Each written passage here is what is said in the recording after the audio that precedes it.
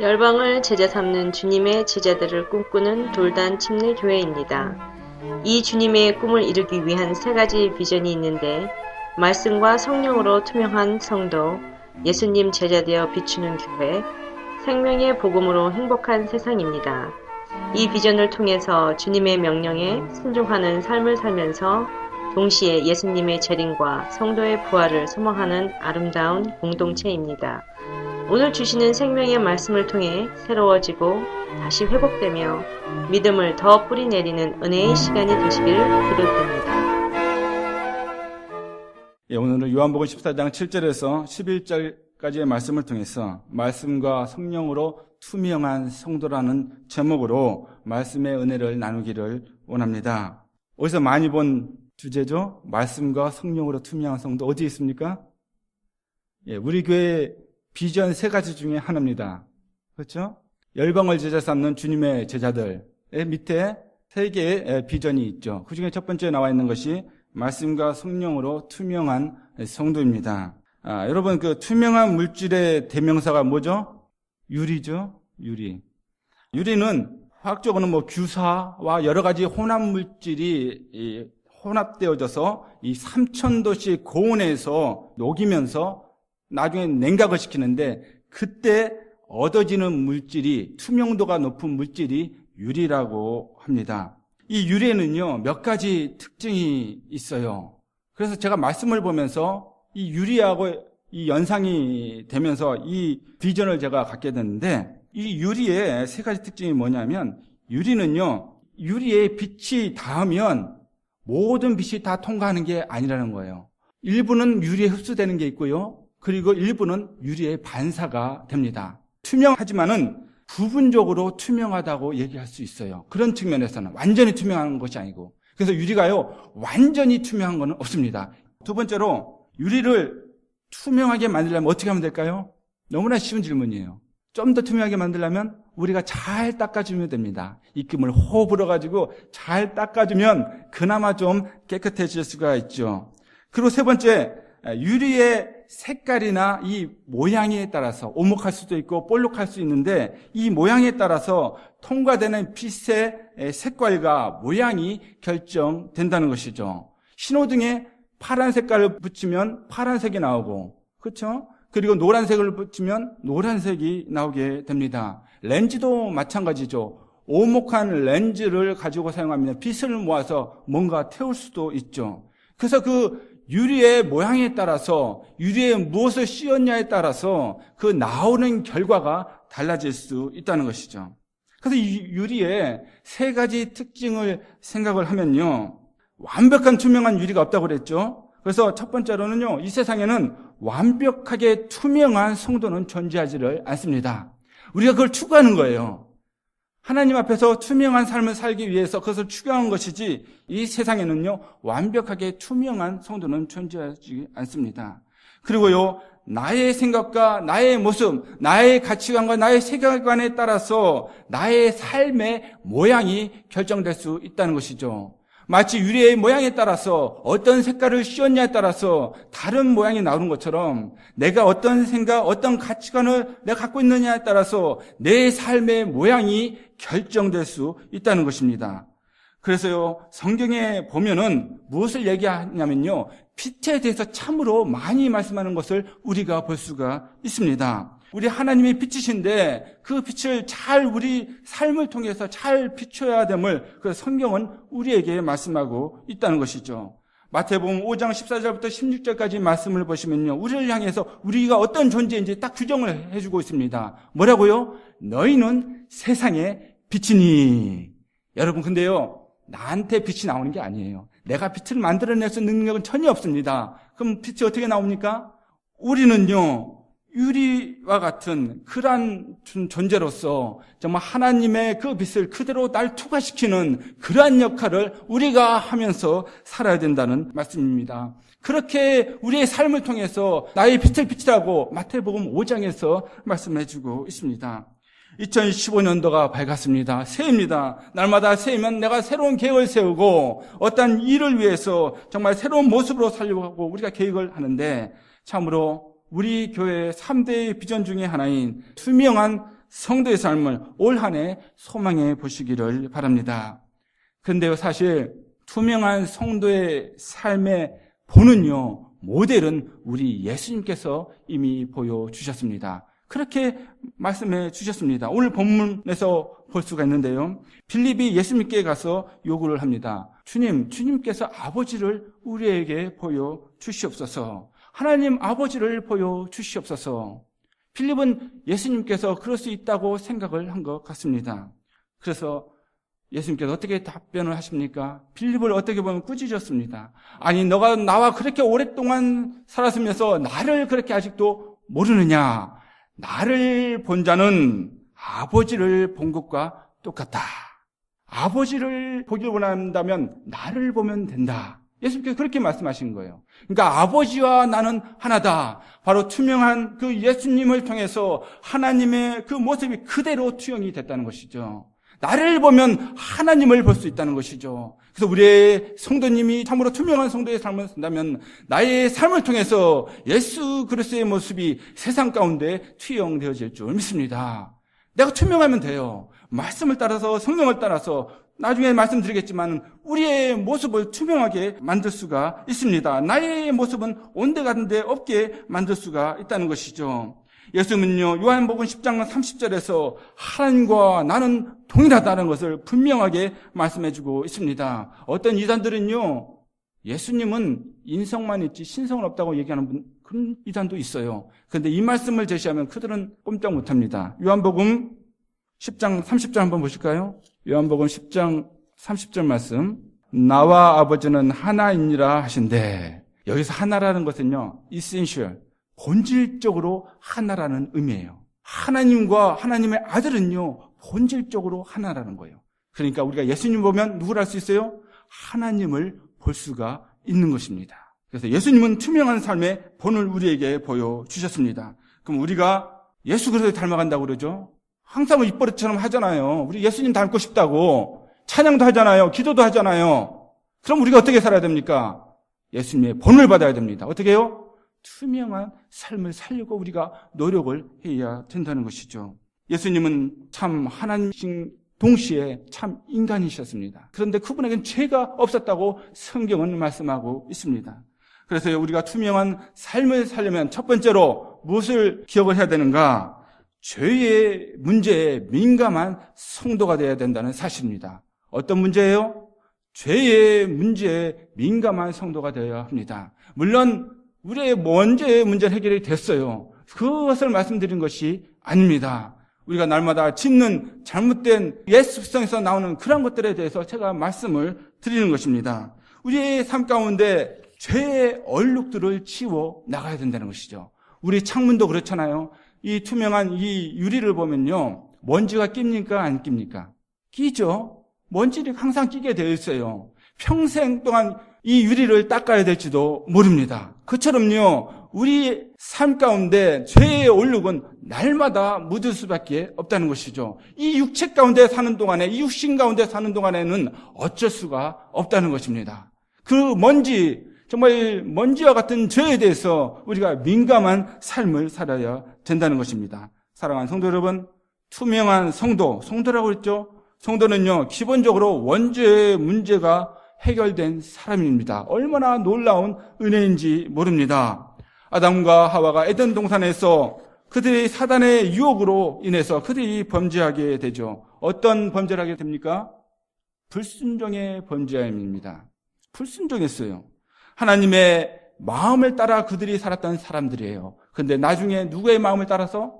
나의 마음을 따라서 그들이 살게 된 겁니다. 여러분, 그들이 선악과를 따먹으면 그들이 죽는다고 그랬죠. 그렇죠? 근데 그들이 죽었습니까? 빽 하고 죽었어요? 안 죽었어요. 예, 안 죽었습니다. 나중에 연수가 다 돼서 죽었지 그런 죽음이 아니라는 것이죠. 그들에게 영이 있었습니다. 하나님과 교통하는 영이 있었어요. 그래서 늘 하나님께서 원하심이 무엇인지 알아서 그들이 그 명령 따라서 살았습니다. 근데 거기서 죽는다는 것은요, 그 영의 역할이 죽어버린 거예요. 그 영이 죽으면 무엇이 살아요? 내가 사는 거예요. 내 마음대로 사는 거예요. 그 내 마음대로 사는 건 뭐예요? 온갖 죄악 덩어리라는 것이죠. 온갖 죄 덩어리. 내가 주인입니다. 그것이 뭐예요? 그것이 불순종이에요. 간단히 말하면 그게 불순종입니다. 여러분, 그래서 아담은 연수가 돼서 죽게 되고 그 다음에 태어난 사람도 또 살다가 죽게 되고 그런 결과가 나오게 되었다는 것이죠.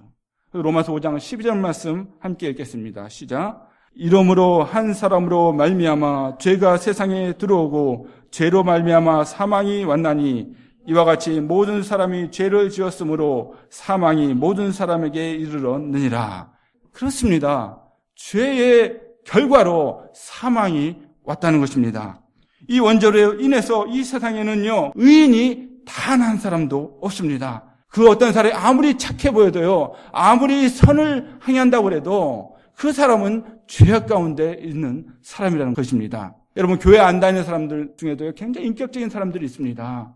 굉장히 선한 사람들이 있어요. 착한 사람들이 있습니다. 교회에 다닌다고 또 모든 사람이 또 착한 것도 아니에요.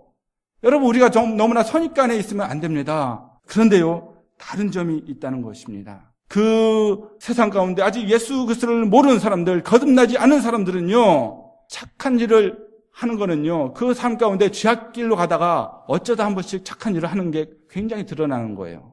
근데 거듭나는 사람들은 방향이 다릅니다. 성령 안에 살기 때문에 이제 주님을 원하는 삶을 살아요. 그런데 옛습관 때문에 가다가 한 번씩 넘어지는 거예요. 그러니까 세상 사람이나 교회 다니는 사람은 어쨌든 비슷하게 보일 때가 있어요. 그렇지만 중요한 거는요, 방향이 다르다는 거예요. 방향이 다릅니다. 그래서 우리가 신앙생활 하다가 넘어져도 사탄의 그 이야기에 넘어가면 안 돼요. 너도 어쩔 수 없어. 너 어쩔 수 없어. 아니에요. 나는 여전히 그 가운데 무릎 꿇으면 된다는 거예요. 하나님께 회개하고 자백하면요, 용서해 주시는 줄 믿습니다. 주님께서 용서해 주십니다. 여러분, 성경에서 로마서 3장 9절에 의인은 없나니 단 한 사람도 없다고 그랬습니다. 제 자신도 포함되어 있어요. 여러분도 포함되어 있습니다. 의인은 없으되 단 한 사람도 없다고 말씀하고 있습니다. 여러분, 그 놀라운 그 다윗의 고백을 한번 들어보실래요? 의로운 사람 다윗의 고백을 한번 보시겠습니까? 함께 읽겠습니다. 시작. 실로 나는 죄 중에 태어났고 어머니의 태 속에 있을 때부터 죄인이었습니다. 아멘. 여러분, 모태신앙 하시는 분들 계시죠? 모태신앙. 물론 그 의미가 무엇인지 제가 알아요. 뱃속에 있을 때부터 그 부모님이 기도하면서 그 아이를 키웠다는 거예요. 그러니까 좋은 영향력을 받으면서 살았다는 그 부분은 제가 인정을 합니다. 그런데요, 모태신앙이 구원받은 신앙인가? 그것은 다른 문제라는 것이죠. 뱃속에 있을 때 부모님이 신앙이 좋았다고 내 신앙이 좋아집니까? 아니라는 것이죠. 내가 개인적으로 예수 그리스도를 나의 주로 영접하지 않았고 나의 구주로 영접하지 않았다면 그는요, 여전히 심판받을 영혼이라는 것이죠. 내가 주님을 영접을 해야 합니다. 주님을 내 인생의 구주로 받아야 된다는 것이죠. 다윗의 고백이 있지 않습니까? 나는 모태에서 나올 때부터 죄인이라고. 우리는 나올 때부터 죄인입니다. 그러나 하나님의 은혜가 있습니다. 주님의 은혜로 둘째 아담인 예수 그리스도를 믿기만 하면요, 이 원죄의 문제가 해결되는 줄 믿습니다. 이보다 더 큰 은혜는 우리에게 없다는 것이죠. 갈라디아서 2장 16절에서 분명히 말씀해주고 있습니다. 함께 읽겠습니다. 사람이 의롭게 되는 것은 율법의 행위에서 난 것이 아니요 오직 예수 그리스도를 믿음으로 말미암는 줄 아는 거로 우리도 그리스도 예수를 믿나니 이는 우리가 율법의 행위에서 아니고 그리스도를 믿음으로써 의롭다함을 얻으려 함이라. 율법의 행위로서는 의롭다함을 얻을 육체가 없느니라. 아멘. 이 말씀을 믿으십니까? 오직 예수 그리스도를 믿음으로, 여기 뭐라고 돼서 단서가 오직 예수 그리스도 외에는 다른 방법이 없다는 것입니다. 천하 인간의 구원을 얻을 만한 다른 이름을 우리에게 주신 적이 없다고 사도행전 4장 12절에 우리에게 말씀해주고 있습니다. 그것을 초대교회 사도들이 정말 부활과 함께 세상 사람들께 전했다는 것이죠. 그 말씀을 믿는 자마다, 오직 예수 그리스도의 이름을 믿는 자마다 구원에 이르렀음을 여러분 기억하시기를 원합니다. 여러분, 세상 철학을 통해서 우리가 구원을 받을 수가 없습니다. 공자의 제자가 공자에게 찾아갔습니다. 사부님, 우리가 죽음에 대해서 알고 싶은데 죽음이 무엇입니까? 질문했어요. 그랬더니 공자가 어떻게 대답합니까? 내가 삶에 대해서도 모르는데 어떻게 죽음에 대해서 너한테 말할 수 있겠느냐? 여러분, 유교는요, 철학입니다. 지금에 와서 좀 변질이 됐죠, 거기도. 여러분, 철학이에요. 죽음에 대해서 해답을 가질 수가 없습니다. 세상 철학이요, 우리의 죽음의 문제를 해결할 수 없다는 것입니다. 사랑하는 성도 여러분, 예수 그리스도 그 이름 안에서, 그분 안에서 우리의 원죄의 문제를 해결할 수 있는 줄 믿습니다. 그 원죄의 문제를 해결하는 사람이 바로 누굽니까? 바로 거듭난 사람이라고 예수님은 우리에게 말씀해 주셨습니다. 그러나 거듭난 성도라 할지라도 앞에서 말씀드렸지만요, 완벽하게 투명한 유리가 없듯이 완벽하게 투명한 성도의 삶을 사는 사람은 이 세상에 단 한 사람도 없다는 것이죠. 유리처럼 되긴 됐어요. 예수님의 모습이 조금씩 보이긴 보여요. 그러나 때로는요, 나의 죄성 때문에, 나의 죄 먼지 때문에 주님의 모습이 가려지는 삶을 살 수도 있다는 것이죠. 그렇다고 구원이 없어집니까? 구원은 없어지지 않아요. 왜요? 내가 거듭났기 때문에. 우리 자녀들도 그렇잖아요. 자녀들이 태어났습니다. 맨 처음에 순전한 마음으로 너무나 귀엽게 잘 자라요. 그런데 그 자녀가 죄 지었다고 버린다고 해가지고 그 자녀가 내 자녀가 안 됩니까? 어떤 분은 그렇죠. 심하게는 야, 너무 말 안 되니까 내 호적에서 파버리겠다고. 그런다고 내 자녀가 안 됩니까? 아니, 여전히 내 자녀예요. 내 아들이고 내 딸입니다. 내가 주님 안에서 새로운 피조물로 거듭났으면 어떤 일이 있어도 주님 안에서 내가 주님의 자녀인 줄 믿습니다. 그 손에서 빼앗을 자가 아무도 없다고 우리에게 약속해 주셨기 때문입니다. 여러분, 그 확신 가운데 살아가시기를 바랍니다.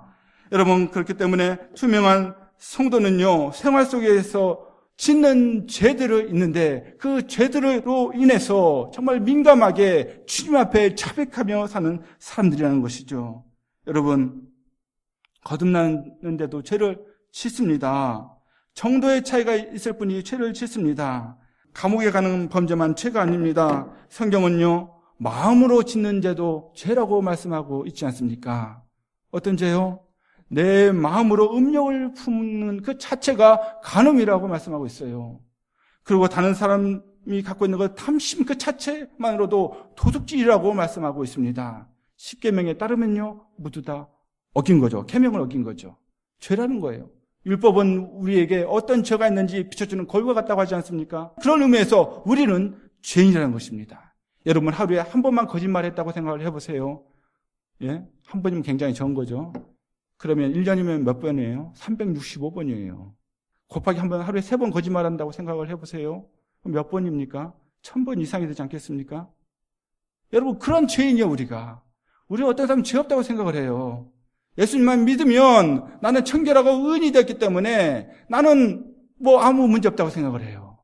여러분, 우리가 의인이 아니고 의인으로 여겨진 줄 믿습니다. 그걸 알아야 돼요.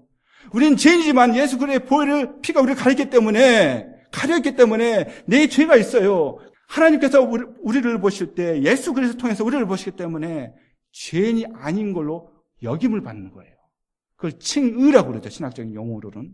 그 의로 여김을 받는다는 것입니다. 여러분, 내가 알고 모르고 짓는 죄들이 하루를 살면서도 얼마든지 있습니다. 알고 짓는 죄를 뭐라고 그럽니까? 고범죄라고 그러죠. 그래, 두고 보자. 나한테 이렇게 했지? 내가 나중에 복수해 줄 거야. 하면서 하는 짓는 죄. 그것이 고범죄입니다. 그리고 또 자범죄가 있죠. 이 자범죄는 내가 모르고 짓는 죄입니다. 아이고, 내가 또 이 죄를 졌네. 내가 이러면 안 되는데 내가 또 이렇게 했네. 내가 모르고 짓는 죄가 있다는 거예요. 고범죄가 있고 자범죄가 있습니다. 여러분, 이렇게 우리가요, 많은 죄를 짓고 삽니다. 해야 될 것 하지 않는 것도 죄예요. 내가 효도해야 됩니다. 다른 사람들 잘 섬겨야 됩니다. 감사하며 살아야 됩니다. 그러면서 살지 않는 것, 그것도 죄라는 거예요. 새 연초부터 죄에 대해서 자꾸 말씀드려서 죄송하지만요, 우리가 나를 자세히 보면요, 우리가 우리의 인생을 이 한 해 어떻게 살아야 될지 방향이 잡히기 때문입니다. 투명한 성도의 삶을 갈망하는 사람은요, 그래서 자신의 죄 문제에서 결코 가볍게 여기지 않는 성도라는 사실이죠. 그래서 로마서 3장 13절부터 18절까지의 말씀을 보면요, 우리의 머리끝에서 발끝까지 우리가 얼마나 죄 가운데 살고 있는지 그대로 우리에게 보여주고 있습니다. 머리는요, 어떻게 표현하고 있냐면 17절 말씀에 하나님의 평화의 길을 알지 못한다고 말씀해주고 있습니다. 이 땅 가운데 하나님께서 화목제물로 이 땅에 예수 그리스도를 보내주셨는데 그 화평의 길, 화목의 길을 알지 못한다. 눈은요, 하나님을 무서워하지 않는다고 그래요. 눈이 하나님 무서워하지면 뭐예요? 눈에 뵈는 게 없는 거예요. 내 마음대로 사는 겁니다. 입은요, 저주와 독설이 가득하다고 합니다. 입술은 독사의 독이 있고요, 혀는 거짓말을 한다고 합니다. 속임을 베푼다고 표현하고 있죠. 목구멍은 열린 무덤이라고 합니다. 정말 더러운 것은요, 그 몸 안에서 다 나온다는 것이죠. 발은요, 피를 흘리는데 빠르다고 설명을 해주고 있습니다. 굉장히 시각적으로 우리의 머리부터 발끝까지 우리가 죄 가운데 있으면 성경은 우리에게 보여주고 있다는 것이죠. 사랑하는 성도 여러분, 이 모습이 남의 이야기로 혹시 들리십니까? 여러분, 이 모습이 남의 이야기로 들린다면요, 우리가 다시 한번 나 자신을 점검해 보아야 합니다.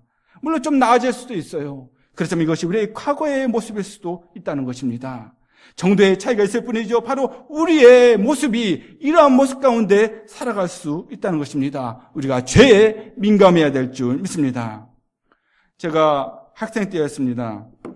제가 다닌 교회는요, 저희 집에서 그렇게 멀지가 않았습니다. 걸어서 10분 이내 거리에 제가 다녔던 교회가 있습니다.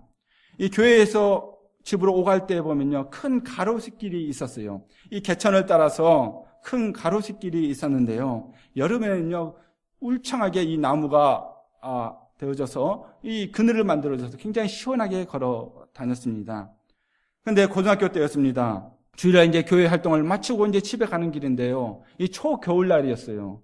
그러니까 모든 잎사귀가 다 떨어져 있고요, 잎사귀는 앙상가지에 2개, 3개 남아있을 정도. 근데요, 문득 보니까요, 그 가지가 앙상한 그 나무 사이로 보는데요, 그동안 안 보였던 멀리 있던 산이 제 눈에 들어왔습니다.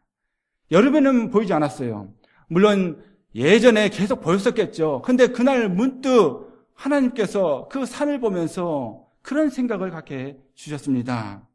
그래, 우리가 죄 가운데 살아가는데 우리의 그 죄의 잎사귀가 하나하나 다 떨어지면 나의 삶 가운데 바로 주님이 나의 삶을 통해서 보여줄 수 있겠구나. 그런 묵상이 불현듯 들게 해 주셨습니다. 여러분, 그 묵상한 그 순간을 지금도 제가 기억이 납니다.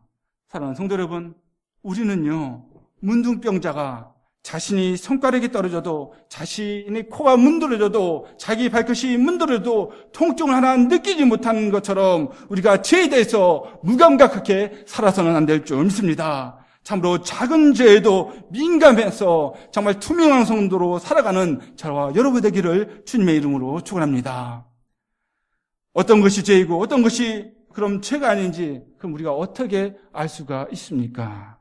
어떤 게 죄이고 어떤 게 죄가 아닌지 그 기준은 무엇입니까? 우리가 이어서 질문을 할 수가 있습니다. 그래서요, 투명한 성도는요, 말씀과 성령님을 기준으로 자신을 보는 사람들인 줄 믿습니다. 자, 기준이 뭐라고요? 말씀과 성령님이십니다. 그 기준으로 나를 볼 때, 나를 비춰볼 때 내가 주님께서 원하시는 투명한 성도의 삶을 살아갈 수 있다는 사실이죠. 어느 순간부터 나의 죄가 보이지 않는다면요, 그것은 나의 신앙에 빨간불이 들어왔음을 여러분 기억하시기를 바랍니다. 어느 순간부터 내 죄가 안 보여요? 난 죄인이 아닌 것 같아요? 물론 나 언제 문제는 해결됐어요. 그 말씀을 드린 것이 아닙니다. 내가 살면서 짓는 정말 그 가족에서, 교회에서, 직장에서 나도 모르게 짓는 차범죄나 의도적인 거범죄들, 먼지와 같은 죄들이 하나도 보이지 않는다. 그러면요, 나의 신앙에 빨간불이 들어왔으면 여러분 의식을 할 필요가 있다는 것이죠. 의식을 하면 어떻게 돼요? 뭔가 방법이 생기는 거예요.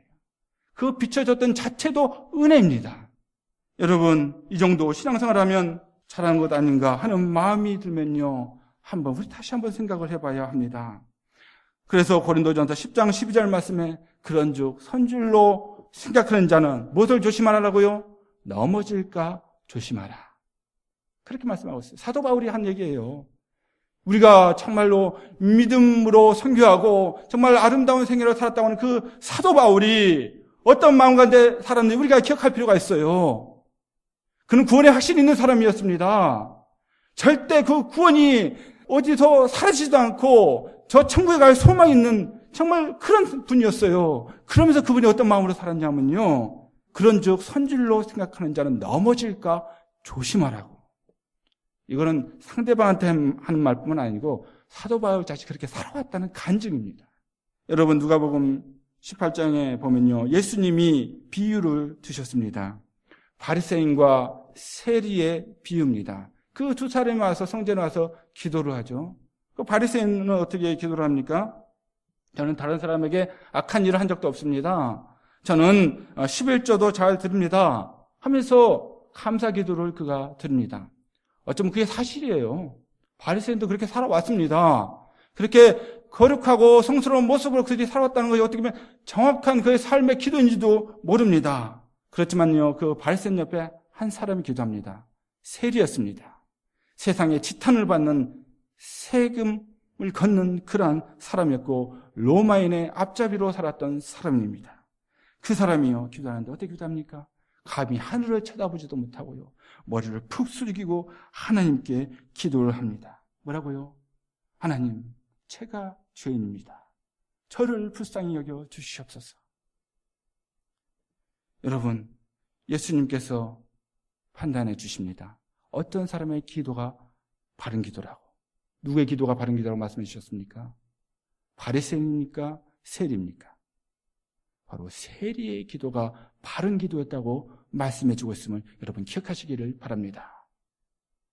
하나님 우리의 중심을 보시고요. 나 참으로 애통하는 심령, 주님 앞에 자백하는 심령, 저는 죄인입니다. 죄인 중에 괴수였습니다. 주님 감사합니다. 그럼에도 불구하고 하나님 또 제가 잘못을 저질렀습니다. 저 영혼에게 제가 상처를 입혔습니다. 제가 그러면 안 되는데 주님 왜 저는 이 모양입니까? 주님 용서하여 주시옵소서. 여러분 그 심령을 하나님께서 더 값지게 받으시는 줄 믿습니다. 그것이 바로 세리의 기도였다는 것이죠. 사랑하는 성도 여러분, 나의 신앙생활이 또 어떤 종교생활이 나의 우월감의 수단이 되어서는 안 될 줄 믿습니다. 내가 교회를 3년 다녔으니까 5년 다녔으니까 10년 다녔으니까 나의 직분이 집사가 있고 장로가 있으니까 나는 이 정도의 믿음이다. 우월감의 수단이 되어서는 안 될 줄 믿습니다. 여러분 하나님 앞에 설 때는요, 하나님 앞에 늘 겸손해야 될 줄 믿습니다. 겸손해야 돼요. 주님이 그 영혼을 주님께서 정말 아름답게 보십니다. 여러분 참으로 나의 죄를, 나의 그 수많은 죄 가운데 구원하신 그 은혜에 너무너무 감사해서, 그 은혜에 감사해서 참으로 주님께서 보시기에도 정말 순수한 신앙생활, 정말 하나님만 바라보는 신앙생활을 해야 될 줄 믿습니다. 여러분 세리처럼 죄를 죄로 볼 수 있는 것은요, 하나님의 은혜입니다. 여러분 말씀과 성령의 역사로만 가능하기 때문입니다. 그 순간에 하나님께서 역사하신 거예요. 죄가 죄로 보인다는 것 자체는요, 하나님의 은혜라니까요. 은혜예요. 말씀은 죄를 지적해 주십니다. 예수님을 닮아가게 하기 때문입니다. 사실 말씀대로 사는 것은 쉬운 것이 아닙니다. 저도 말씀대로 살아간다고 하지만요, 말씀대로 사는 것이 쉽습니까? 쉽지가 않습니다. 이 세상의 원리가 아니기 때문입니다. 이 세상의 공정권세 잡은 자가 다스리는 그 원리가 아니기 때문입니다. 영적인 원리로 살아가기 때문에 이 세상 가운데 살아가기가 쉽지 않다는 것이죠. 그래서 세상의 사람들의 미움을 받을 수가 있습니다. 조롱을 받을 수가 있는 것이죠. 하지만 죄짓지 않고 거룩하게 사는 것은 진리의 말씀으로밖에 되지 않음을 여러분 기억하시기를 바랍니다. 예수님은 성도들이 그렇게 살기를 기도하고 계십니다. 요한복음 17장 17절 말씀에 저희를 진리로 거룩하게 하옵소서, 하나님의 말씀은 진리라고 주님께서 말씀하여 주셨습니다. 어떻게 해요? 저희를 무엇으로 거룩하게 해 주십시오 하고 기도했다고요? 진리로 거룩하게 해 주시옵소서.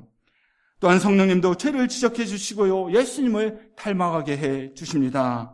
성령님께서 죄를 지적하고 찔림을 주실 때가 있습니다. 신앙생활을 하다 보면요, 불현듯 내 마음 가운데 찔림을 받는 순간이 있다는 것이죠. 그것은요, 성령의 음성일 수 있습니다. 그것을 무시해서는 안 된다는 것이죠. 요한복음 16장 7절에서 8절 말씀 함께 읽겠습니다. 시작. 그러나 내가 너희에게 진실을 말하는데 내가 떠나는 것이 너희에게 유익하다. 내가 떠나가지 않으면 보혜사가 너희에게 오시지 않을 것이다.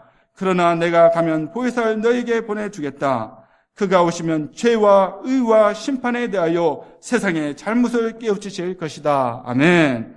자, 여기 말씀해 주고 있죠. 보혜사 성령께서 이 땅에 오시면요, 무엇을 깨닫게 해주신다고요? 죄와 의와 심판에 대하여서 깨닫게 해주신다고 말씀해 주고 있습니다. 무엇이 죄인지, 무엇이 죄가 아닌지 우리 각자마다 성령께서 말씀해 주신다는 사실입니다. 지금 이 순간에도 성령께서는 우리에게 말씀해 주실 수 있습니다. 무엇이 죄이고 무엇이 죄가 아닌지, 내가 무엇을 해야 되고 무엇을 하지 말아야 되는지 성령께서 우리에게 찔림을 주실 수 있다는 것이죠. 이처럼요, 성령께서 말씀하신 대로, 인도하신 대로 살아온 것이 어떤 삶인 줄 아십니까? 이것이 바로 성령 충만한 삶입니다. 우리 기도하죠. 성령 충만한 삶을 살게 해 주시옵소서. 성령 충만하게 해 주시옵소서. 기도하고 찬양하죠. 여러분, 찬양만 하면 못합니까? 내가 그렇게 살지 않으면. 여러분, 성령님의 인도하신 대로 순전하게 순수하게 따라가는 것이, 순종하는 것이 바로 성령 충만한 삶인 줄 믿습니다. 여러분, 기도의 시작은요, 아멘하고 끝나는 게 아니에요. 기도의 시작은 아멘하고 살아가는 겁니다. 그것이 기도의 시작이에요. 우리는요, 기도한 다음에 하나님의 음성 듣기를 원하지 않아요. 내가 원하는 것 하나님께 다 퍼붓고요, 하나님 빠이빠이 됐죠? 가버립니다. 아니라는 것이죠. 내가 기도했다면요, 진심을 다해서 기도했다면 그것이 내 삶 가운데 이루어지도록 내가 그렇게 성령님과 동행하며 살아야 될 줄 믿습니다. 그것이 진정한 기도예요. 여러분, 그러면요, 우리가 변화된 삶을 살게 됩니다. 어떤 알코올 중독자가요, 회개하고 주님께 돌아왔습니다. 그러나 신앙생활 잘하는 것이 결코 쉬운 일이 아니었습니다. 어느 날 술집을 이렇게 지나가는데요, 진열된 술들을 보니까 유혹이 들었습니다. 잠깐 들어가서 아무도 보지 않는데 술을 한 잔 마실까? 그런데요, 그 옆에 있는 가게에 간판 글씨가 보였습니다. 25센트만 내면, 쿼러만 내면 원하는 대로 얼마든지 우유를 마실 수 있습니다. 그래서요, 그 사람 즉시 그 우유 가게에 들어가서 우유를 실컷 마셨습니다. 그가 이제 우유 가게를 나와서 다시 술집을 지나쳤을 때 더 이상 유혹을 받지를 않았습니다. 왜요?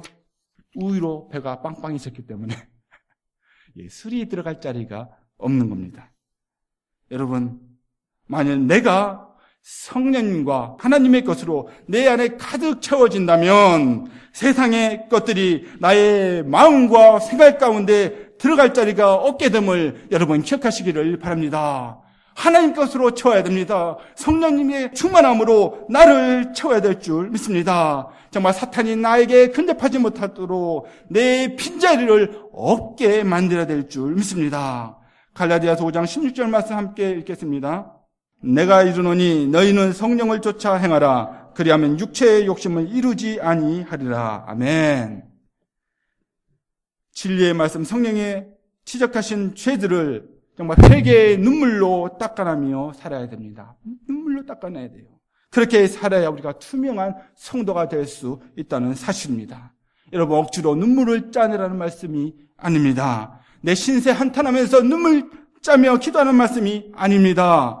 여러분, 교회 헌신 봉사하라는 말씀이 아닙니다. 착한 일 많이 하라는 말씀이 아닙니다. 그것은 두 번째 일입니다. 두 번째 우선순위입니다. 내가 먼저 성령 충만해서 나의 얼룩들을 발견하고 상한 10년 가운데 은혜 받고 그 은혜 가운데 변화되어서 그러한 삶을 사시라는 말씀입니다.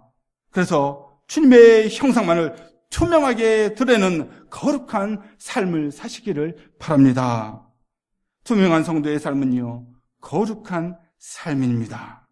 세상 만물에 대한 시각이 바뀌어지는 삶입니다. 모든 것이 아름답게 보입니다. 용서와 사랑으로 모든 사람들이 보이기 시작합니다. 그러나 아직 죄의 얼룩이 많은 사람들은요, 아직도 세상은요, 불공평하고 형편없고 지저분하게만 보인다는 것이죠. 비판하는데 쉬워집니다. 아직도 내 눈으로 세상을 보기 때문입니다. 디도서 1장 15절 말씀 함께 읽겠습니다. 시작. 깨끗한 사람에게는 모든 것이 깨끗합니다. 그러나 믿지 않는 더러운 사람에게는 깨끗한 것이라고는 하나도 없습니다. 도리어 그들의 생각과 양심도 더러워졌습니다. 사랑하는 성도 여러분, 반듯하고 얼룩 없는 투명한 유리가 빛을 온전히 비출 수 있는 것처럼 하나님의 자녀들은요, 말씀과 성령으로 날마다 죄의 문제를 해결하는 사람들인 줄 믿습니다. 우리가 그렇게 살아야 될 줄 믿습니다. 그러면요, 나의 모습은 온데간데 없고 온전히 주님을 닮아서 예수 그리스도의 향기가 넘칠 줄 믿습니다. 예수 그리스도의 빛이 나의 삶 가운데 비춰질 줄 믿습니다. 예수 그리스도의 대사로서 이 땅 가운데 우리가 살아가게 될 줄 믿습니다. 그렇게 살아가는 저와 여러분이 되기를 주님의 이름으로 축원합니다. 기도하시겠습니다. 오늘도 말씀에 온전히 순종하셔서 풍성한 삶을 살아가시기를 기도합니다. 열방을 제자 삼는 주님의 제자들 돌단 침례교회 예배 시간 말씀이었습니다. 사랑합니다. 축복합니다.